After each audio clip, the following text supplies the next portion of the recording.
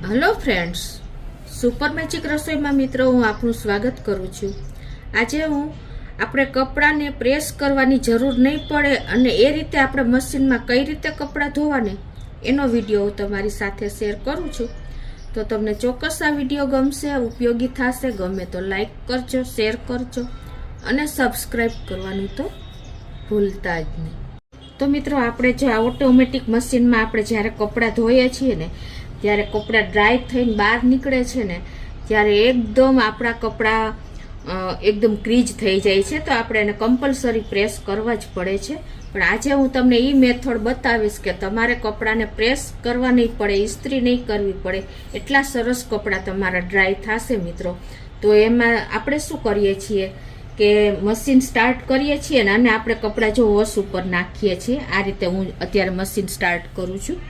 आ रीते आपणे machine start करीने अने पाणीनुं लेवल सेट करी लईए छीए। અત્યારે હું મારા કપડા પ્રમાણે સેટ કરું છું અને પછી આપણે સ્ટાર્ટ કરી દઈએ છીએ।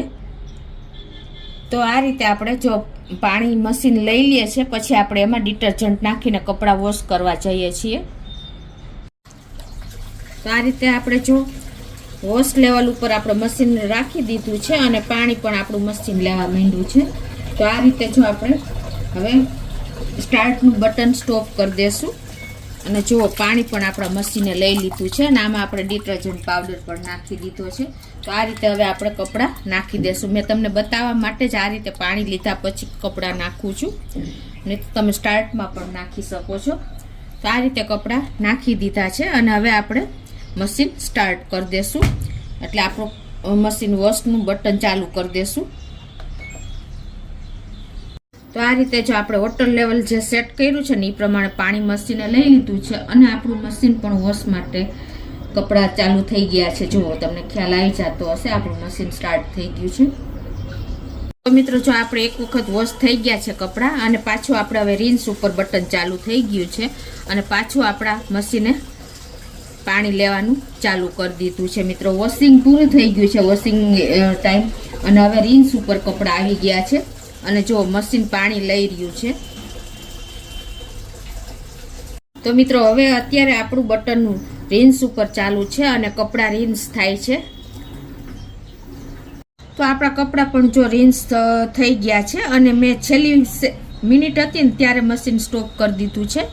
અને એટલે જો હવે આ સ્ટેજે આપણે શું કરવાનું છે કે આપણે કપડાનું આ રિન્સનું પાણી આઉટલેટ નથી કરવાનું અને તમારે 2 થી 3 વખત રિન્સ કરવું હોય ને તો પણ ચાલે। એટલે પાણી એકદમ જો તાજું જ છે, મેં 2 વખત રિન્સ કર્યા છે। તો પછી તમારે આ પાણી આઉટલેટ નથી કરવાનું અને એમાંથી જ તમારે આ રીતે કપડાં જબોરીને અને આ રીતે કાઢી લેવાના છે। આ રીતે તમે કાઢી લેશો ને તાજા પાણીમાંથી કપડાં બધા આવી રીતે થોડા થોડા પ્રેસ કરીને આ રીતે આપણે તમારે લેતા જવાના છે।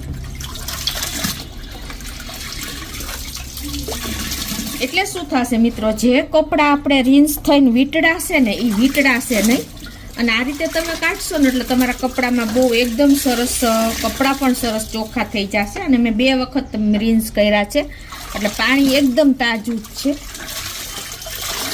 હવે આ રીતે જો આપણે કપડાં પાણીમાંથી બહાર કાઢી લીધા છે અને હવે જે આ મશીનનું પાણી છે ને તાજું એ આપણે હવે રિન્સ કરીને બહાર જવા દેવાનું છે। એટલે અત્યારે હવે જો હું રિન્સ કરીને બહાર જવા દઉં છું। આઉટલેટ પાણી થઈ જાય છે, જો હમણાં નીકળી જશે બધું પાણી। તો આ રીતે જો આપણું પાણી બધું રિન્સ થઈને નીકળી ગયું છે, તમને ખ્યાલ આવી જતો હશે।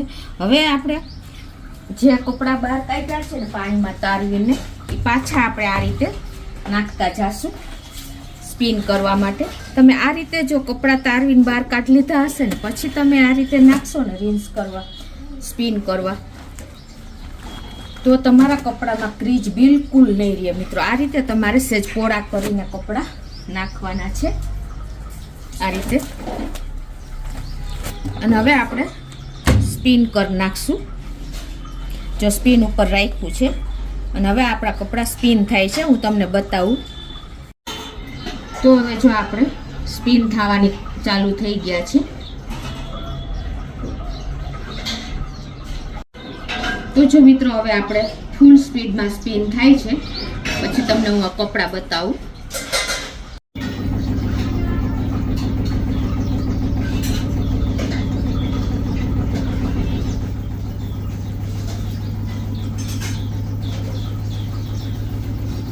તો જો આપણા કપડાં સ્પિન થઈ ગયા છે અને હું તમને ખોલીને પણ બતાવી દઉં.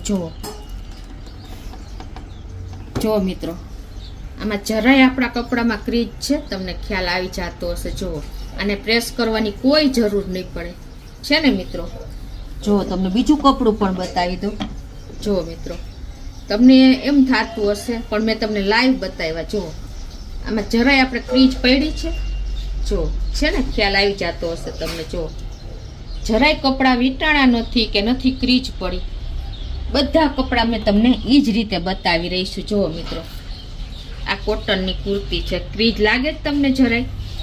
જો છે ને મિત્રો, આ રીતે તમે જો રીન્સ ઉપર 2 વખત રીન્સ કરીને અને પછી તમે વચ્ચેથી કપડાં લઈ લેશો ને મિત્રો, તો તમારે કપડામાં ક્રીજ નહીં પડે. અને પછી તમારે પાણી આઉટલેટ કરી દેવાનું છે. અને તમારે એમ ન કરવું હોય ને તો તમે વોશ કર્યા પછી બહાર પણ તમે કપડાં તાજા પાણીમાં તારવીને નાખી શકો છો, તો પણ તમારા કપડામાં ક્રીજ બિલકુલ નહીં આવે. તમારે પ્રેસ કરવાની પણ જરૂર નહીં પડે. એટલું આપણને આ ઈઝી પડે છે આ મેથડ મિત્રો. તો તમે ચોક્કસ એક વખત આ રીતે મિત્રો ટ્રાય કરજો.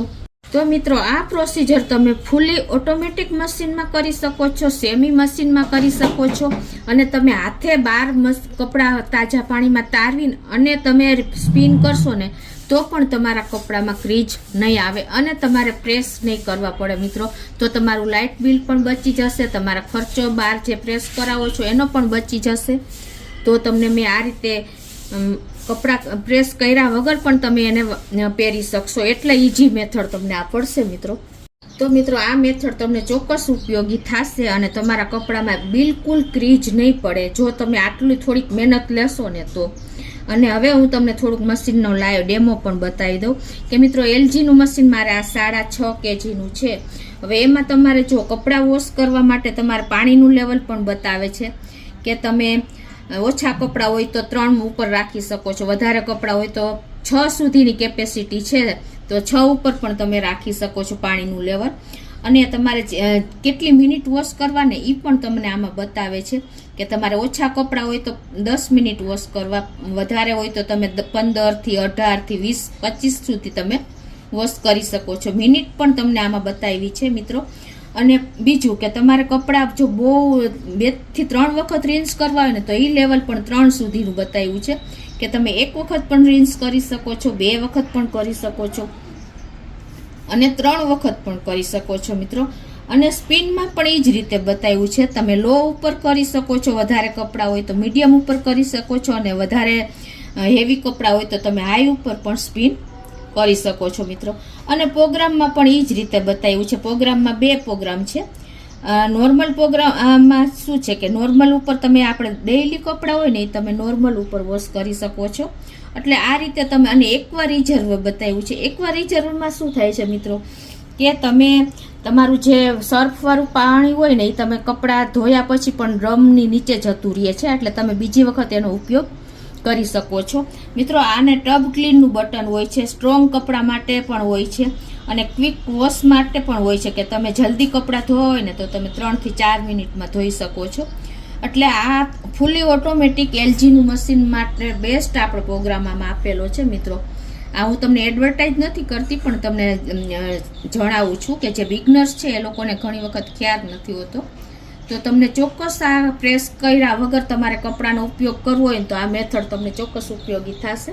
તમને ગમે તો લાઈક કરજો, શેર કરજો અને સબસ્ક્રાઈબ કરવાનું તો ભૂલતા જ નહીં.